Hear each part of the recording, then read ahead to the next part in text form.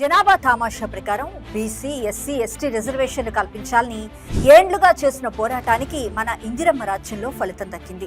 గౌరవ అగ్రనేత శ్రీ రాహుల్ గాంధీ గారి కలైన సమగ్ర కులగణన సర్వేకు తెలంగాణ కాంగ్రెస్ సర్కార్ దేశంలోని తొలిసారిగా విజయవంతంగా పూర్తి చేసింది. ఈ సర్వే ఆధారంగా తెలంగాణ కాంగ్రెస్ సర్కార్ విద్య, ఉద్యోగాలు, స్థానిక సంస్థల ఎన్నికల్లో 42% రిజర్వేషన్లు కల్పించేందుకు బీసీ బిల్లును రూపొందించి అసెంబ్లీలో ఆమోదించింది. ఈ బిల్లును 9వ షెడ్యూల్లో చేర్చి చట్టబద్ధత కల్పించాలని కేంద్రానికి పంపగా స్పందన రాలేదు. దీంతో రాష్ట్ర ప్రభుత్వమే ఆర్డినెన్స్ తెచ్చేందుకు ప్రయత్నాలు మొదలెట్టింది.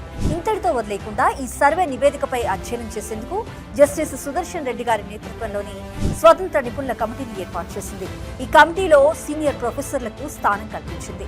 ఈ కమిటీ సమగ్ర కులగణన సర్వేపై క్షుణ్ణంగా స్టడీ చేసింది.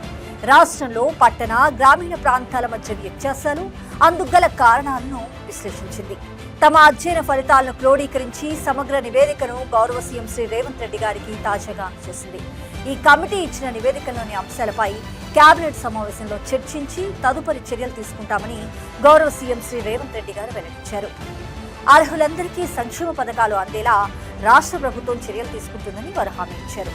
రాష్ట్ర ప్రభుత్వం నిర్వహించిన ఈ సామాజిక, ఆర్థిక, విద్య, ఉపాధి, రాజకీయ కుల సర్వే కేవలం ఒక సమాచార నివేదిక మాత్రం కాదని, రాష్ట్రానికి ఒక మెగా హెల్త్ చెకప్ లాంటిదని గౌరవ సీఎం శ్రీ రేవంత్ రెడ్డి గారు అభివర్ణించారు. కాంగ్రెస్ పార్టీ అగ్రనేత గౌరవ శ్రీ రాహుల్ గాంధీ గారు ఇచ్చిన మాట ప్రకారం రాష్ట్రంలో సమగ్ర సర్వేను విజయవంతంగా నిర్వహించినట్లు వెల్లడించారు.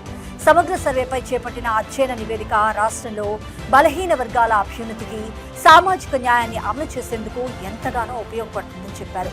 సమగ్ర సర్వే, దానిపై నిపుణుల కమిటీ అధ్యయన నివేదిక దేశ దిశను మారుస్తాయని గౌరవ డిప్యూటీ సీఎం పార్టీ విక్రమార్క గారు పేర్కొన్నారు.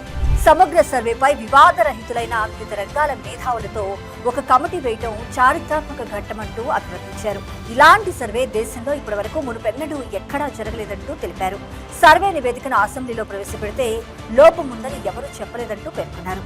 సీఎంగా, స్వతంత్ర నిపుణుల కమిటీ చైర్మన్ గా, కులగణన కమిటీ చైర్మన్ గా అగ్రవర్ణాలు ఉన్నప్పటికీ ఎలాంటి భేదాలు లేకుండా అణగారిన వర్గాలకు ప్రయోజనం చేకూర్చాలన్న బాధ్యతతో పనిచేయడంతో సర్వే పూర్తి విజయవంతమైందని కాంగ్రెస్ ప్రభుత్వం పేర్కొంది.